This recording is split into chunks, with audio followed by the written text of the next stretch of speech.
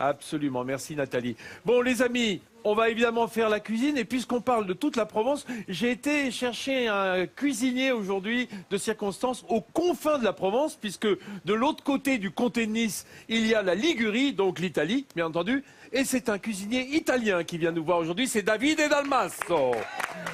Ciao Davide, come sta? Ça va? Molto bene, grazie. Ah, Buongiorno a tutti. Voilà, ouais, ça va pas trop chanter dans le ciel aujourd'hui, mais ça va chanter en cuisine grâce à toi, David. C'est important. Alors, qu'est-ce qu'on va faire comme recette, David? Je vais sortir ma petite caméra parce que je vois que tu as apporté de tes produits. Je vous expliquerai pourquoi tout à l'heure. J'ai pensé à faire une recette plutôt de la Ligurie, avec des influences napolitaines. La Ligurie, c'est vraiment la région qui se trouve de l'autre côté de Nice. Hein. C'est la continuation de la Côte d'Azur. De l'arc méditerranéen. Ça, c'est des olives taillages. C'est des olives de Taggiasche. Voilà, là, on a des capres de Sicile de Lipari. Les capres de Sicile de Lipari. Les îles Lipari, hein. C'est des îles volcaniques. Les îles éoliennes. C'est là qu'il y a le Stromboli. Il y a Stromboli, Panarea. C'est pas là que Carole Bouquet a une propriété aussi? Non, pas du tout. Non, c'est de l'autre côté. De l'autre côté, elle fait des capres aussi, Carole Bouquet. Ah oui, ok. Voilà. Ça, c'est du thon. C'est de la ventrèche de thon. C'est la ventrèche du thon. Là, on a des filets de tomates San Marzano de la région de Campanie, de Naples. Ça vient des pentes du Vésuve, ça? Tout à fait. Hein, parce on voit ces belles grappes de San Marzano qu'on laisse un peu maturer d'ailleurs sur les pentes du Vésuve. Aussi. Ça, c'est plutôt du frais qu'on a mis juste dans l'eau du sel. Donc, voilà, dans une petite saumure légère. Voilà. Et avec ça, on va faire des pâtes à la ligure. Et dans ce flacon, on ne dit pas tout de suite ce que c'est. Non, on ne va pas le dire tout de suite. Du vinaigre balsamique, non? Ça ressemble à du vinaigre, non? Non. De l'encre de sèche. Non. On est loin. Ne te fais pas avoir, David. Du Porto. De l'huile d'olive noire. Non. Ne dis rien. Ils vont essayer de te circonvenir, mais ne dis rien.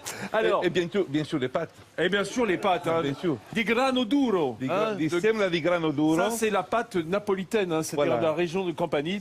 C'est Gragnano, la ville des pâtes est par excellence. Voilà, ce sont les meilleures pâtes de cette région. C'est vraiment là-bas qu'on fait les... Bon, David, est-ce que les oliviers... Ah oui, les oliviers ont donné des olives. Alors, par quoi est-ce qu'on commence notre recette de pâte à la ligure, de macaroni à la ligure? Alors, on va commencer par mettre le jus del filet, la ventrèche de thon dans la poêle. Ah, voilà. Ça c'est intéressant.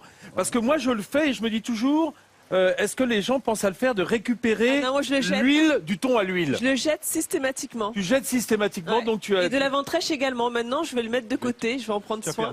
Pour pouvoir l'utiliser notamment avec un bon David, c'est intéressant parce que on dit la ventrèche. La ventrèche, c'est une partie du thon, c'est le ventre, qui est plus gras que le filet. Tout à fait, c'est la partie plus grasse du thon. Donc après, ça dépend si le thon il a voyagé beaucoup ou pas. Oui, surtout s'il a voyagé par ses propres moyens, parce que s'il était en barque, c'est sûr que évidemment dans le bateau de pêche, il perdrait un peu de gras. Il perd un peu de gras, c'est vrai. Plus il voyage, plus il perd du gras. C'est un peu comme les saumons d'ailleurs. C'est pour ça que lorsque le saumon va frayer, il faut le récupérer quand il s'est bien nourri, sinon il est trop sec. Qu'est-ce que tu as mis dans l'huile du thon? On a mis des lamelles d'ail. Voilà, là j'ai choisi de l'ail simplement. De l'ail, voilà. On le fait revenir. Ah mais toi t'as la mandoline italienne là. Oui, c'est une petite mandoline. C'est le côté vénitien ça. Hein. Ah, c'est le côté piémontais parce que c'est la mandoline à la truffe blanche. Mandoline à la sauce blanche. À la truffe blanche, pas la truffe blanche. Mais ça c'est pas des truffes ça. Non, pas du tout. Ah, bon, c'est toujours de l'ail aimanté, voilà, de la médaille, on le fait revenir. Tu l'as pas retiré le germe à l'intérieur de l'ail? Non, je l'ai pas retiré. Non, il dit non. Il dit non, ça c'est le côté italien, on fait comme la nature nous le donne. Voilà. Et c'est quoi là? Là j'ai rajouté quelque chose qui justement il arrive de Pantelleria et c'est une toute nouveauté, c'est une feuille de capre dans l'huile d'olive. Feuille de capre. Ah, c'est pas mal. Conservé dans l'huile d'olive. Conservé dans l'huile d'olive. Alors c'est très intéressant parce que les capres, vous savez, c'est extrêmement aromatique. Hein, c'est la fleur, c'est le bouton floral en général qu'on mange. Tout à fait. Et si David peut nous rapporter ce genre de produit, c'est parce que il n'est pas cuisinier, David. Il est, on va dire, épicier italien. Et il importe tous les plus beaux produits italiens pour en fait les distribuer auprès de tous les grands chefs de la Côte d'Azur. Hein, tu es installé à Antibes. Hein? Tout à fait. De la France entière. Ah bah de la France évidemment, ça voyage un peu. Oui, j'ai amené un peu de soleil d'Italie vu qu'il n'y avait pas trop ici. Mais justement, on est dans la région de la cuisine du soleil. Signore Dalmasso, Mi dica, signor facciamo la cucina. Bah cuciniamo un po'. Alors voilà, on est passé de l'autre côté hein, de Menton, là on est vers Vintimille, on est déjà dans l'arc ligure. Ça te réchauffe de parler italien là, Vincent? Bah oui c'est ça, ça fait venir le soleil de l'intérieur. Regarde, alors là j'avais baissé un peu le feu. On le remet du coup. Oui. Mais tu sais, il y a de l'eau, alors ça veut pas. L'induction, parfois, quand ça veut pas, ça veut pas. Voilà, ça y est, j'ai rallumé. Alors, ça, on a nos olives, on rappelle. On a mis, et c'est très intéressant, l'huile d'olive, du thon. De la boîte de thon à l'huile. Hein, d'accord. Et on peut utiliser que sur l'huile d'olive, si c'est l'huile d'olive ou naturelle, éventuellement aussi. Bien sûr, bien sûr. Hein, si vous n'avez pas une boîte de thon, prenez de la bonne huile d'olive. Alors, après, on va faire mettre les pâtes qui là, on présente Elle était chaude il y a 5 minutes, là, mais du coup... tu sais quoi? On va la laisser bouillir un petit peu. Hein, oui, on va laisser bouillir. Donc, on va continuer. On va faire mettre alors la sauce tomate. Voilà. C'est pas la sauce tomate, mais on peut utiliser de la sauce tomate. Là, on utilise des filets de tomates Samardano qui sont naturels. Mais c'est pas la saison. Je signale qu'on peut utiliser évidemment des tomates en boîte parce que c'est quand même souvent plus mûr que la tomate. Alors évidemment, pas dans cette région. Hein. Mais lorsqu'on est en France, moi je préfère utiliser de la tomate en boîte pelée, et notamment des tomates italiennes, hein, souvent, qui ont une maturité. Voilà. Quand c'est pour faire de la sauce, on n'a pas besoin d'avoir les tomates fraîches. Non, tout à fait.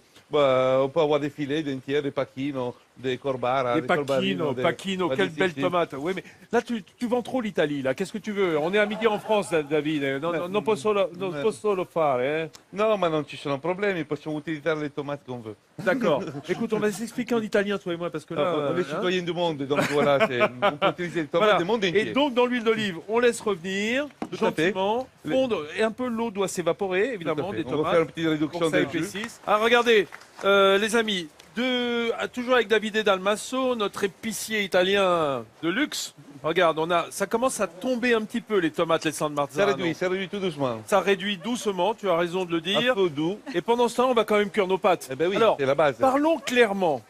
Parce que, puisqu'on a un Italien sous la main et qu'on fait des pâtes, on lui demande le truc de cuisson. Il faut que l'eau boue carrément quand on met les pâtes. Tout à fait, l'eau il faut qu'elle boue. Moi, une petite astuce, quand on a les petites boules au fond de la casserole, on jette du sel. Les petites bulles. Ah, tu mets le sel au moment où... Au moment que ça cède l'ébullition. Oui, parce que le sel va freiner l'ébullition, hein, donc ça monte à plus haute température. Hein. Bon, ça c'est de la. Et est-ce que vous mettez de l'huile d'olive dans l'eau bouillante? Et utile? Non, Voilà, ça n'est pas utile. Je pensais qu'il fallait en mettre pour éviter justement que ça colle. Bah non. Non, mais il faut pas. Les pâtes ils sont dans l'eau, donc ça se remoue tout seul. Donc dès qu'on les mis, on passe un petit bâton et par les détacher et c'est suffit. En revanche, il vaut mieux mettre de l'huile au moment où elles sortent de l'eau. Voilà, juste après. Qu'elles collent, si elles sont... En général, moi je ne les fais pas parce que normalement on les goûte, on utilise l'eau de cuisson aussi pour les mettre dans la sauce. Ah, tu sais, alors merci de le signaler, David. Effectivement, les Italiens réutilisent l'eau de cuisson. Il ne faut pas que les pâtes soient trop sèches. Quand on les égoutte, il faut laisser de l'eau à l'intérieur. En général, la sauce qu'on va mettre. On les prend d'ailleurs directement avec une écumoire dans la casserole. Avec des pinces, des pinces spéciales pour les pâtes plutôt que de les tasser dans une passoire. Après, la base, c'est toujours de mettre beaucoup d'eau. Pour faire cuire les pâtes. Donc il faut au moins 2 litres par 100 grammes de pâtes. 2 litres. Là, on rajoute de l'eau, naturellement. Dis, David, là, on ne met pas de sel dans l'eau. On ne dit pas pourquoi? Voilà. Là, il n'y en a pas. Là, il y a des fiches dans la sauce. Voilà. Vas-y. Il y a beaucoup de secrets dans cette recette. On ne sait toujours pas ce qu'il y a dans la fiole. Eh bien, on n'a pas le droit de mettre de sel. C'est ça qui va remplacer le sel. Regarde les secrets. C'est le secret. C'est du soja. C'est du soja. Ouais, de la sauce soja, moi je dis. Non. C'est un secret. Est-ce que ça a un rapport avec les olives? Aucun. C'est un parfum grassouillet merveilleux. C'est vraiment un rapport avec l'Italie. Et l'Italie et la Ligurie, notamment. Voilà. Pas seulement. Seulement plutôt le monde romain, presque. On va dire l'Italie du Sud. Alors, David, conditions dantesques pour cette cuisine d'extérieur. Mais nous, c'est notre habitude ici à midi en France, parce qu'on cuisine toujours en plein air. Pour ceux qui n'ont pas l'habitude, pour les âmes sensibles, c'est pas grave, il faut s'y frotter un petit peu. On a nos pâtes qui sont prêtes. Tu les as goûtées d'ailleurs. Je les ai goûtées. On rajoute quelques capres. Je montre. Hein. On rajoute quelques petites capres de l'île de Lipari dans les. Voilà. Avec ce parfum. Ce sont des capres au sel ou des capres... Alors, tout à fait. Alors, je voulais vous le dire, c'est des capres au sel, parce que pour la conservation, c'est beaucoup mieux. C'est mieux. Je les ai dessalés hier soir, il faut les mettre à dans l'eau fraîche. Un peu comme la morue. Pendant un quart d'heure, après on la laisse dans l'eau pendant la nuit. Et donc là, ils sont déjà dessalés. C'est important. Les pâtes, particularité, c'est que c'est des pâtes au blé Senatore Cappelli.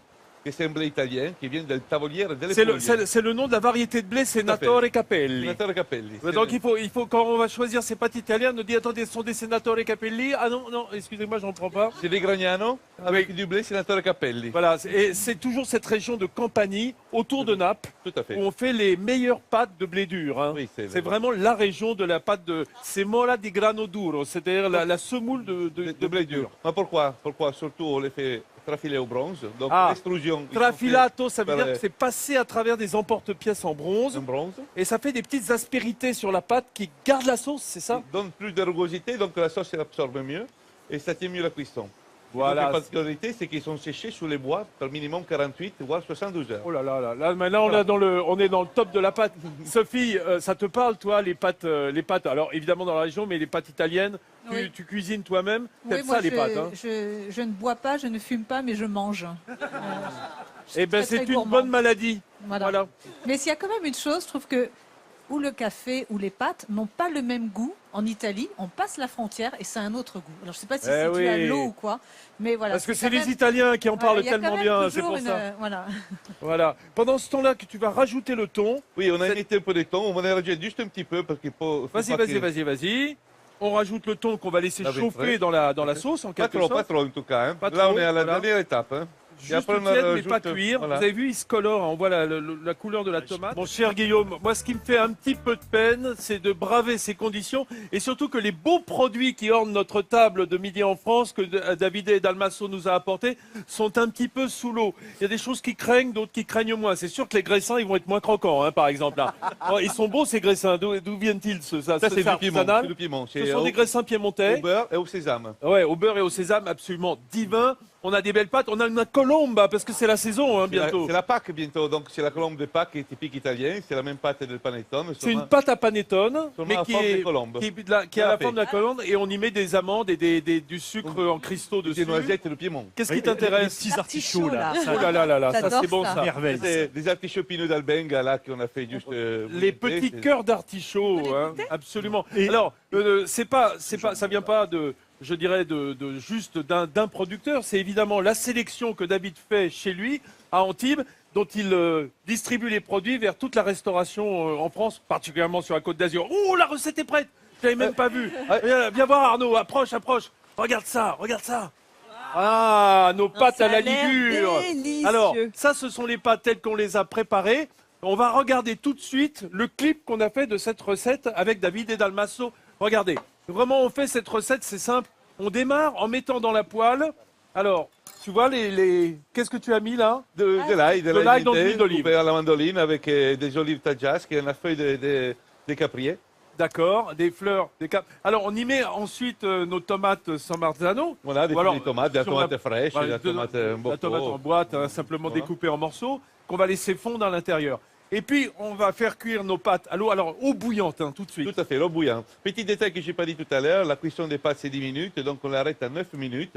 Il m'a dit qu'après, on a le temps de les sauter dans la poêle encore. Ah oui, parce que les Italiens, ils font ça. Ils mettent pas la sauce dans les pâtes, ils mettent les pâtes dans la sauce pour les faire sauter, pour finir la cuisson dans la sauce, en quelque sorte. Tout à fait. Et alors, ce fameux... Voilà, la fiche de prête, je voulais savoir. Alors, come si chiama? Comment ça s'appelle? Si chiama colatura di alici di Cetara. La colatura, c'est le coulis, en quelque sorte. Qu'est-ce que moi je surnommé gnocchman d'anchois? Oh, je l'ai dit. J'ai surnommé moi ça. Ma sinon, au temps des Romains, on appelait ça garum. Tu puoi l'aprire, non? Ça s'appelait garum au temps des Romains. Ah, le garum, alors c'est le garum romain. Qu'est-ce qu'on en fait? On en met sur les pâtes une fois? Comment ça se fonctionne? En fait, c'est des jus d'anchois qu'on mis des anchois qu'on pêche au Lamparo dans la région de Cetara. Après, on les met dans des barriques, on les pêche la nuit. C'est ça, on les met en saumure dans des barriques. Hein. On met du sel, on les affine à peu près 1 an. Au bout d'1 an, on perce la barrique. On perce la barrique au bout d'un an pour récupérer ça. Le jus. Dans le jus, il y a aussi de l'eau. Donc après, qu'est-ce qui se passe? Le jus, il est mis au soleil, où on fait évaporer l'eau. Et on récupère et on filtre. Et on a cette fameuse colatura di Cetara. Et c'est pour ça qu'on n'a pas salé. Oui. Là, il faut bien doser. Pourquoi on n'a pas salé. C'est pour ça qu'on n'a pas mis de sel dans les pâtes. C'est parce qu'on met un petit coup de... C'est très salé, bien sûr. Et pendant ce temps-là, Elena et Hélène... Et alors là, il y en a qui se régalent. Comment vous le trouvez, ce jambon à la truffe? Formidable. Alors, effectivement... On se réchauffe avec le jambon. Ça nous permet de dire qu'il y a de très belles charcuteries italiennes. Ça, on le sait bien, que ce soit les jambons, peut-être les plus beaux jambons d'Europe, hein, avec le Parme, le Saint-Daniel. Bien sûr, les culatello di Zibello. Culatello, c'est une petite noix de jambon. C'est la noix de jambon affinée dans la vessie del cochon. Tu sais, David, il m'a fait découvrir le lard de Colonna. Le lardo blanco. Un lard salé qui est, on va dire, macéré 6 mois dans des jarres en marbre. Enfin, c'est un lard extraordinaire. Voilà, c'est une grande merveille que distribue notamment notre ami David. Et ça aussi, c'est assez malin, ça, les petits babas.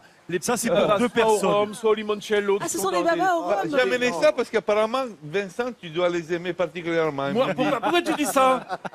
Qu'est-ce que je t'ai fait? Non, parce que tu aimes bien le baba. Il y a ma femme qui regarde l'émission. Ah bon, alors tu dis que Sophie, c'est parce qu'il y a du rhum. Il nous reste Merci David. Il nous reste 1 minute d'émission juste pour dire travail de réhabilitation fantastique sur les abattoirs à Nice qui sont redevenus un lieu de visite, un lieu de promenade et un lieu de culture. Un lieu de vie. Hein. C'était ce lieu d'abattage des animaux. Alors je vous ai parlé l'autre jour du paillon qui était recouvert dans toute une partie de la ville.